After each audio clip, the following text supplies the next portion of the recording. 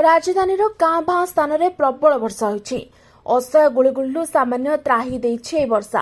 कारण मौसुमी वायु उत्तर सीमा दे मुंबई, आदिलाबाद, भवानीपाटना, पुरी, सांडहेड द्वीप, बालुरघाट दे गति करुछि। फल राज्य में जारी रही मौसुमी वर्षा।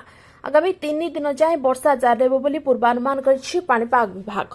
उत्तर पश्चिम बंगोपसागर संलग्न उत्तर उपकूल ओडिशा एवं दक्षिण गंगेय पश्चिमबंग उपर वायुमंडल स्थलीय घूर्णिबलय जोगु उत्तर ओडिशा एवं आखपाख अंचल घूर्णिबलय प्रभाव में वर्षा पवन सहित बिजुली घड़घड़र चेतावनी जाइछि।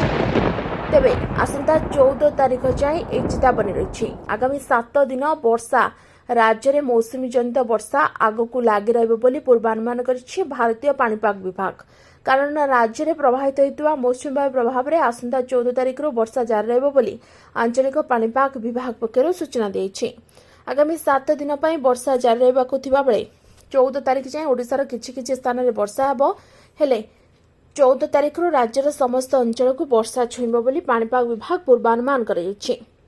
आगामी 7 दिन पर राज्यर समस्त जिले में जारी रहिबो वर्षा। बिजुली घड़घड़ी सह प्रबलरू अति प्रबल वर्षा मध्य लगी रहिबो।